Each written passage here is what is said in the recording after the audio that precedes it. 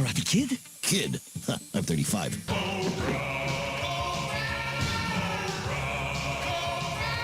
I suddenly have this urge to drink a ice-cold Brisk iced tea after seeing that.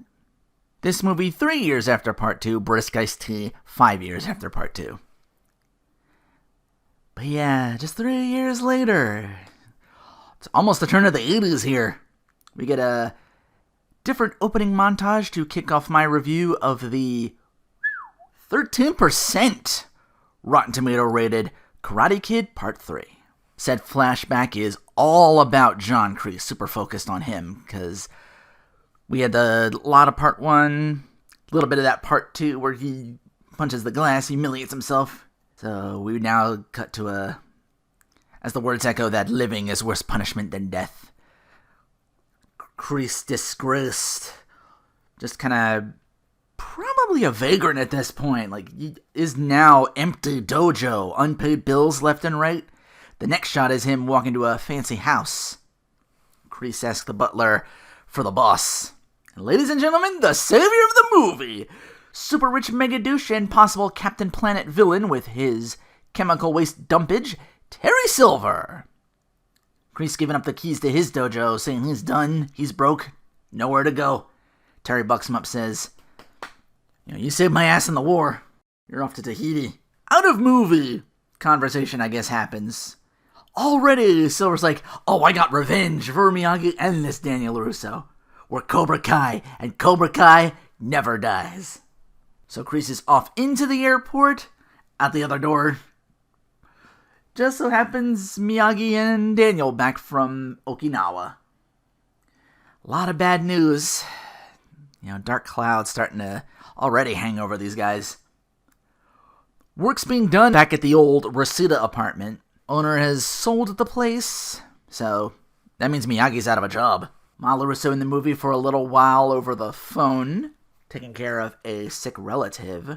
Daniel explains Kumiko got a dance gig in Tokyo, so yeah, at least just making her dream come true. So it's like, okay, a little bit of silver lining in that cloud. But yeah, personally, they're like, Daniel thinks Miyagi should open a bonsai shop.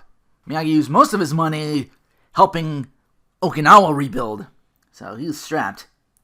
Daniel still has his money. I wonder what the exchange rate from Okinawa, Japan to Reseda, Cali is. But Miyagi says, that's your college education. Speaking of money, Terry Silver already bought up 20 new spots for Cobra Kai dojos.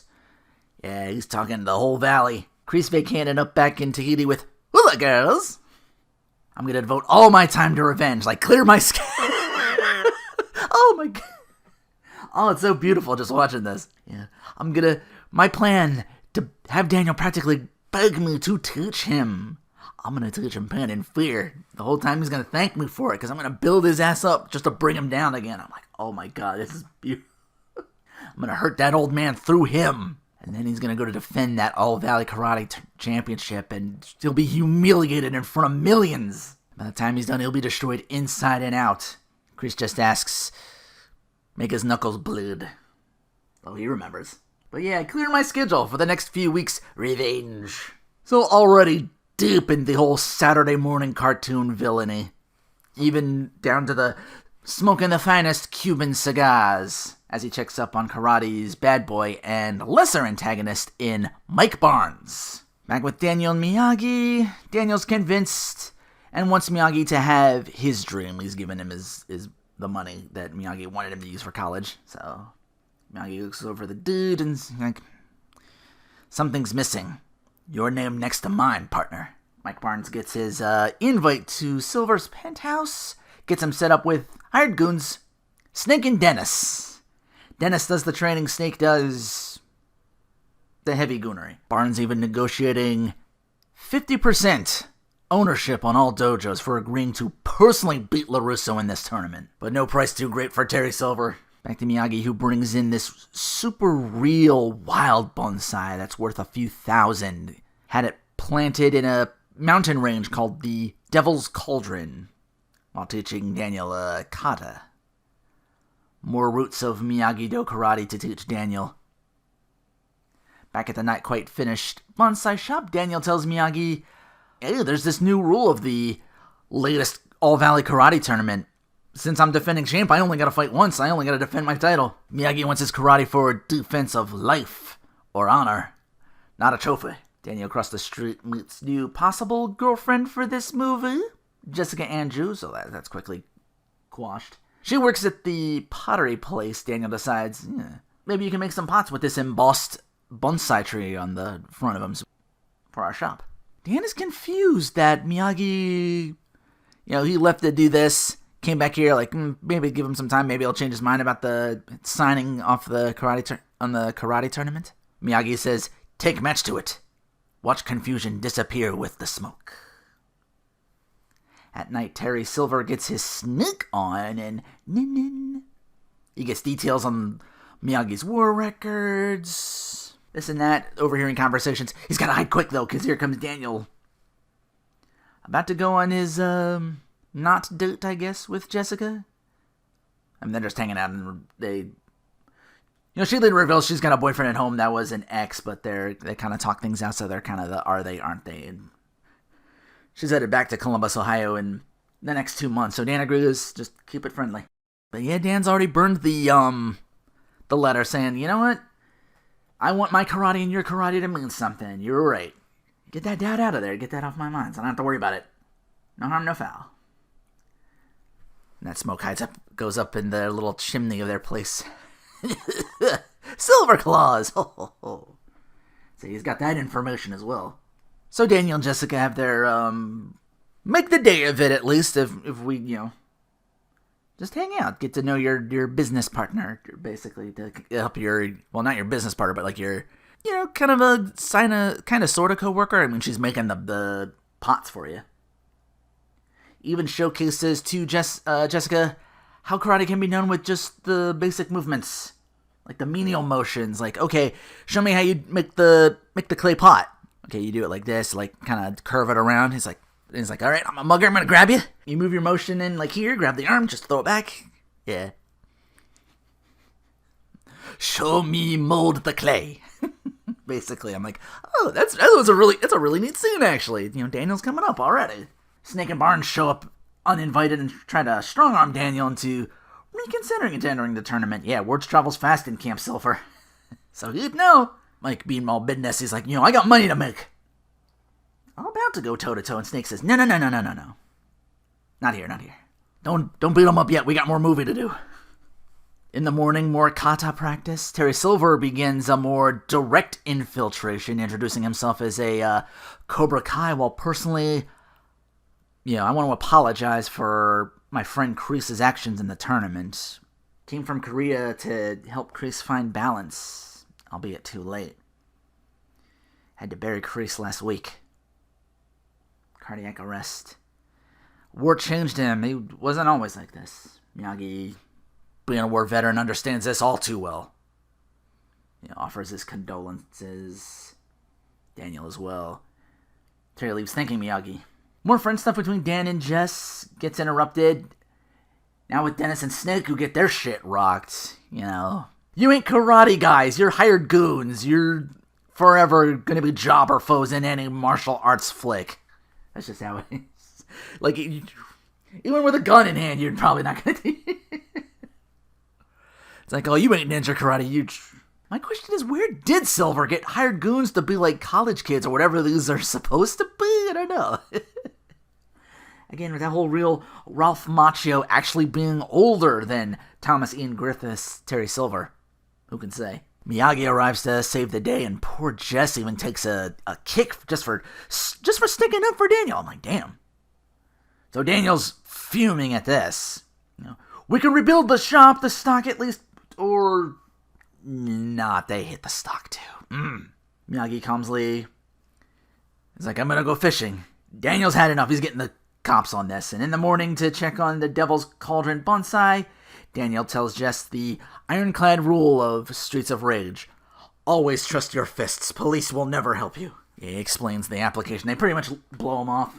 But, we gotta get this aforementioned tree at Devil's Cauldron to save Miyagi's finances. These things start at $10,000. I'm like, it is money, baby. This is the Reagan Bush years we're talking about. So yeah, another, Dan decides for Miyagi. kind of like moving the plot along. Tries to free the tree, and it falls into the seawater below. It's like, oh, we gotta rope all the way down to go get it. And then they notice the ropes are leaving them. I'm like, what's happening? Okay. Chosen had his eyes on one small village to know where Daniel was at all times in the last movie. Fine. Suspension of disbelief, like, but this is... How do they know? All right, because the... Did I mention the bonsai tree earlier? Maybe I missed it. About the Devil's Cauldron. Maybe, He could have looked into that sort of thing. Like, I can buy Silver getting this information somehow. Cops being on the take and all that for the... Not getting involved. But yeah, it's Barnes and his not-so-nobles. You're gonna sign this unless you like swimming in saltwater tides. Daniel's frustration peaks here. I never learned. I should just sign the damn thing and gotten this over with, and none of this would... After his death match with Chosen, there is some merit to that claim. Like, his lady friend got...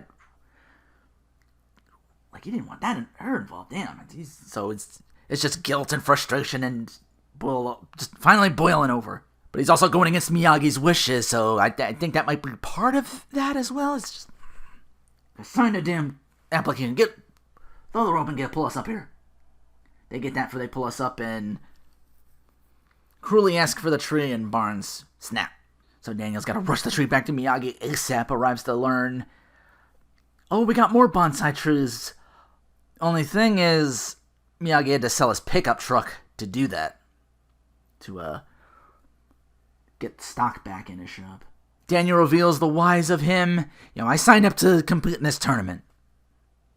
Miyagi understands, but says he won't train him for the tournament. Daniel and Jess do some running to sorta train, I guess. My God, she is super helpful in this movie. It's like, let's do the... Well, it's like, okay, we'll do the pots thing. That sounds cool. Let's go and save this tree. Let me go and train you for the tournament. I'm not a karate teacher, but I'll just, give you a treadmill and some... I'll spot you if you're going to do weights or whatever. Like, if Daniel wanted to move, she'd be there. She'd help him. She can get best characters as well when I mention that later. We know who best is. As someone who drives the whole movie. Speaking of who, Terry Silver shows up upon seeing and hearing about the tournament. And he's like, you know how to front sweep? These competitors are suckers for it. Works every time. Ask Mr. Miyagi. Maybe he'll show you. Oh, he's not gonna teach you? No. Well, hey, I got this book on sweeps I can lend you. I'll show up later at your place. So yeah, Daniel's by himself practicing back at the Miyagi place. Barnes shows up. Why the cops, huh? This time Silver does the Miyagi saving the day. I'm like, oh, this is a neat gesture. So yeah, he's already snaked in and trying to replace Miyagi, who won't teach him. Silver's all, okay. I'm opening up the Cobra Kai dojos again. I'm going to right the wrongs. But yeah, here's this book I mentioned about the sweeping. Daniel shows up to the shop and asks Miyagi if he knows how. Miyagi shows up with a broom and does a little sweeping, and this is enough for Daniel. He's just, alright, I'm fucking had it. Really working against Daniel in this tournament thing. All the more reason to arrive at the Cobra Kai dojo, and Daniel LaRusso in a white Cobra Kai gi. And we begin the three rules. Well, the lesser one is the rule of three for Silver. The lesser known one is the 3 Ds. To make a champion. Desire, devotion, and discipline. First 2 I can't give, the third I can, but only once you're ready and willing to receive it. And now for the more known rule of 3. Short-term training. 2 parts, 3 rules. Quicksilver. Rule 1. A man can't stand, he can't fight. Here's this dummy of wooden planks. Do that sweep like we showed him before. Just take out that whole plank in the process, or at least attempt to. Daniel hurting his foot in the process, just trying to just kick away at this sturdy, boarded up dummy. Silver, being the sensei, shows him it's more like this, Asa! And just breaks the shit out of it. I'm like, damn. Like the first movie, there's no real fooling Mr. Miyagi about the injuries that Daniel goes through. Up with his foot, he caught him limping. So yeah, already Daniel's lying to Mr. Miyagi, Day one, and already Silver's driven the wedge. Even after his foot medicine heals him up all quick like, he's like, that's some good-ass medicine. Alright, here's rule 2 of Quicksilver. A man can't breathe. He can't fight. Attack the dummy's midsection. Lay into the ribs. Daniel questions this method. Silver lays into him now.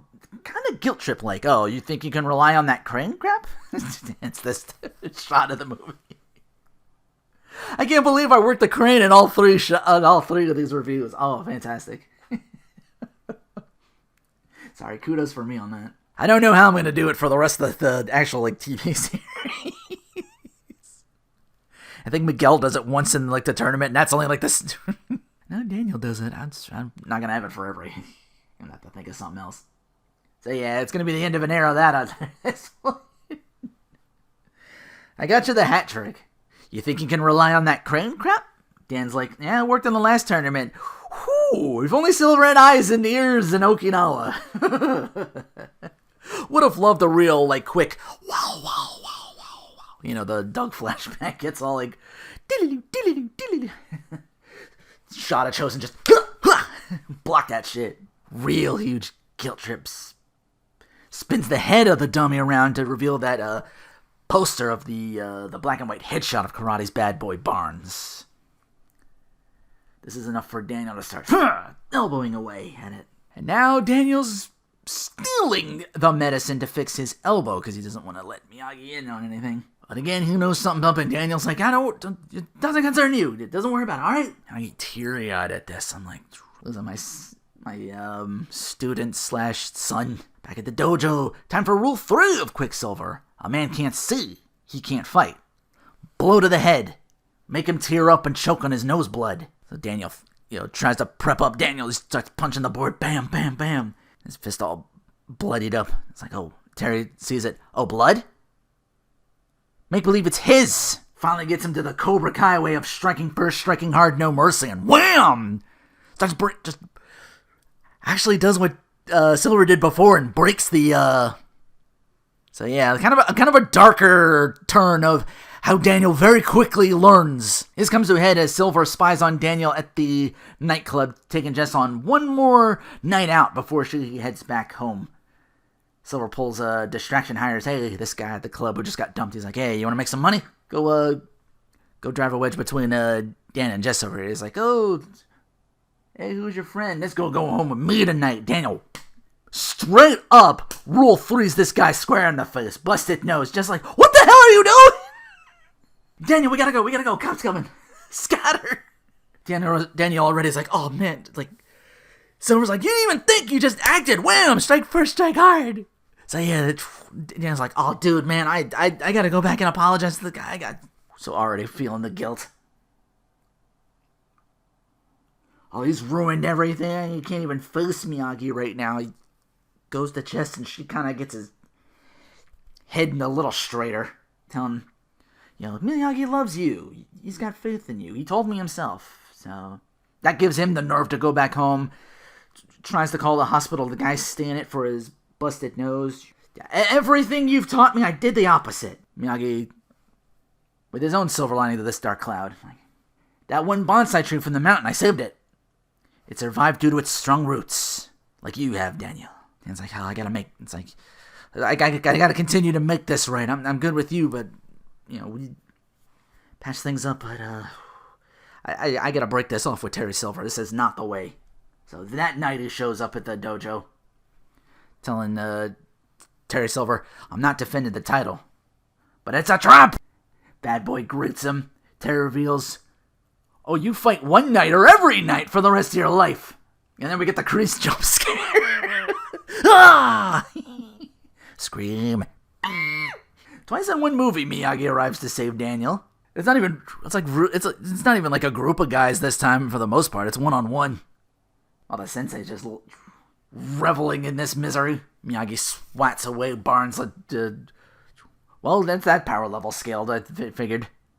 Takes down Cruz, takes down Silver. I'm like, oh, this might be the time where, okay. Both feeling the Cobra's venomous deception. Miyagi decide, Daniel's like, hey, you gonna train me now? And Miyagi's like, Hi. Master this kata. Replant the bonsai. This tree that we saved. It chooses how it can grow. As can you. I have faith in you. Whole tournament time, Barnes even climbing up the ranks is risking DQ. Pretty sure the Cobras have this on rig. I didn't even see the later seasons of Cobra Kai where that actually is canon. That they...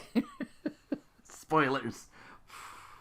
But yeah, already I'm like, Just found out, I think it came up earlier, but I wrote here that, he's the company president of a place called Dynatox. I'm like, he is a Captain Villain. Captain Planet Villain. Captain Villain Planet.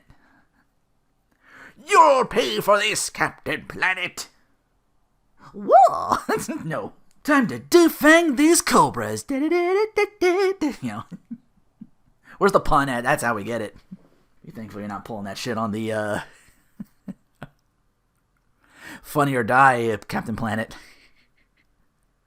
Karima Shakti Day, motherfucker. But yeah, we get the big speech from Silver. He's like, I'm gonna give it all back to the Valley. Cobra Kai all Valley-wide. Thanks to my friend Sensei John Chris.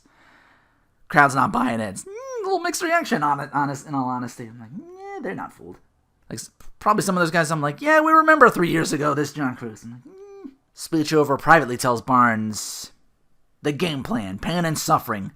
Win a point, lose a point. Keep the score 0-0. When it goes to sudden death, then you win. Yeah, now I'm really starting to think the Cobras have this tournament rigged. How much you getting paid off, referee Pat Johnson? Referees will never help you. Trust only Miyagi-Do karate. Trust only your open hand.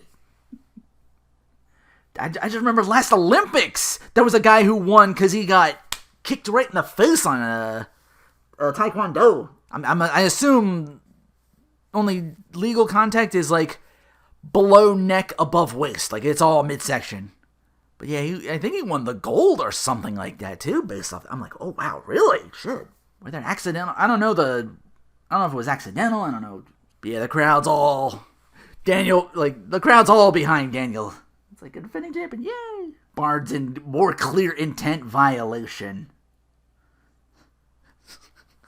Oh my god, phrasing. Silver's like, I just love the way he pounds him. Sus. But yeah, this win a point, lose a point. That's just a straight 3-minute mugging in front of these people, in front of his teacher. Yeah, I say his teacher. I think she went. I think Jess isn't. She doesn't appear in the movie after the pep talk. But he's all scared straight now. He's like, I can't do it. We gotta go home. Miyagi reels him back in. Best karate still inside you. It's time to let it out. Pull your Miyagi-Do trigger.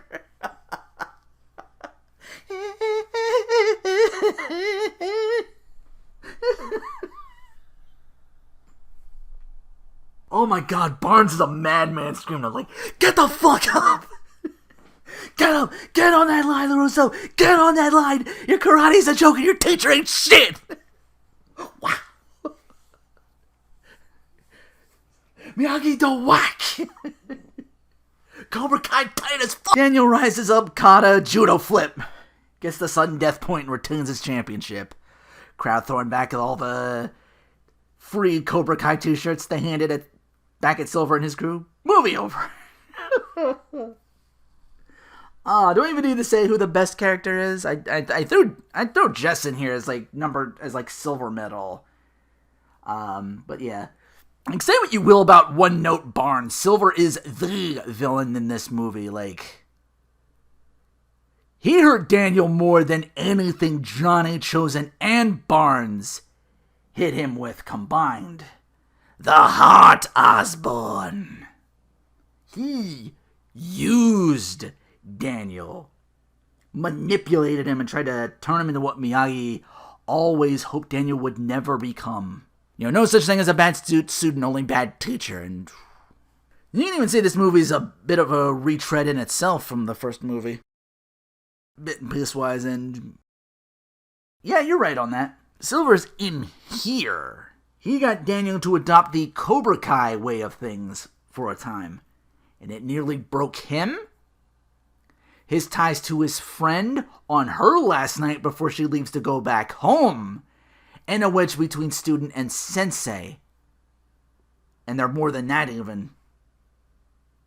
He's literally become the father figure all trilogy long. Which begs the question, why am I feeling the urge to lump Miyagi as the worst character for this movie? Dan's not great in either, but he at least has reasons for why he wants to help Miyagi at the cost of his own future in college.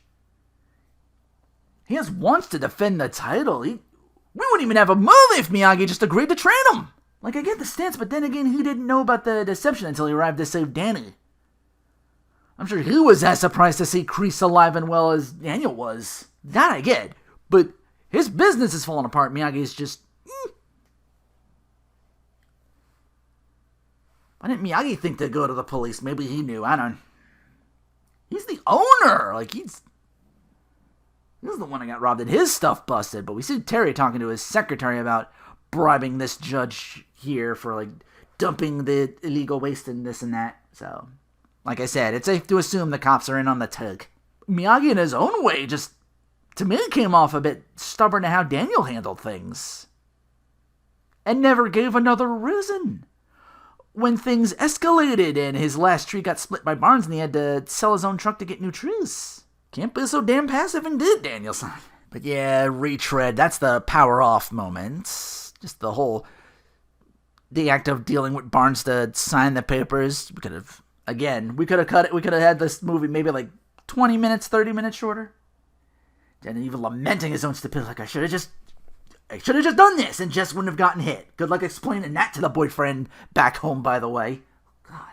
Dan at least realizes, like, I should have just done this. Like, we didn't just have him deal with 2 end tags on the beat this LaRusso kid on sight. Now he gets a little passive on the 3rd, and maybe that's where the can't be so damn passive. Maybe he's cursing at himself a little bit. Like, he does want to respect Miyagi's wishes, I see that, but circumstances like his friend getting fucking karate kicked in the stomach, I'm right back to being mad at Miyagi, because for not seeing that. And that whole side plot of the business never is... That just kind of gets thrown there. Like, the movie earned its rating. This movie is a mess overall. Much as I love Terry Silver, and I mean, most of you hearing this now, one character being the highlight of the movie does not exonerate the movie. It makes the movie memorable for that character at best. Like, I doubt some of you even remembered who the bully of this movie was until I told you. Power on, for me, has to be seeing Daniel start to become responsible adult. The frustrations, the fall, the rise, it's all justified. He's not the dumb touristy kid he was in the first 2 movies. There's growth. He takes charge. He takes care of Miyagi when he's out of a job and sacrifices his future for Miyagi's dream. It's understandable why he takes Silver up on his offer to train him for the tournament. He's right there. Miyagi ain't teaching him. Why not? The lying about it wasn't so power on, but circumstances tug and pull at Daniel. He needs to make a decision. And right or wrong, he was responsible. He was reaching adulthood, despite still somehow being the under 18 bracket for the Valley tournament. I was like, do I need to play the clip again? No. On and from Happy Days. Billy West is all over those Brisk commercials. I did a look through of all of them. I remembered the one, and I'm just like, I remember these. Did they actually get Stallone for the Rocky one? Because that one's my favorite. Who keeps ringing that bell? I can't concentrate. It's over, Rock. Nothing's always. Give me something to drink. Ain't nothing tonight that's gonna save you now. Save some of that for the sequel. But we'll see more of that growth for Daniel in the Cobra Kai series. Like, this is the start of that. For better or worse than for this movie existence. Daniel, it's becoming time for Daniel to take what he's learned and seek his own path. Strong roots, but the wild bonsai chooses where it grows. And Miyagi won't always be here to help. He realizes, almost, I'd argue too late in movie, that I'm here and I can help now while I can. Even making it clear he does want to help, and Daniel's secretiveness and lying at first does drive that wedge. But it all comes around to when he asked for help earlier and Miyagi wouldn't help. Or made a joke with the sweeping thing. It's just frustration. It felt like it blew off. Like, even in this mess of a movie, it's clear they wanted to full circle LaRusso. And that's worth mentioning. That whole thing is my power on for that reason. I'm all for skipping the other two Karate Kid movies. I think the Hilary Swank one rewrites Miyagi to be with monks in that one. Like he's a fisherman. Does he know these guys? The other should have been called the Kung Fu Kid. Like, I did not go to get a DVD copy of 5 Deadly Venoms and only to open it up and be shocked that the disc reveal is Beverly Hills Ninja. Like, no. I scripted, I gotta rewatch them. It's all on Netflix. I can rewatch it, maybe like fix my notes from what I wrote. I think from some of these are like years ago, even. Like, the movies ain't gonna change much. I watched them 10 times over. But I'm pretty sure neither one of those is gonna be part of the Cobra Kai experience. So it is now time to begin Season 1. Since each season is 10 episodes, I will cover 5 one week, and then the second half of the 5 the next. So join me next time for Cobra Kai Season 1, Episodes 1 through 5. Until then, take care!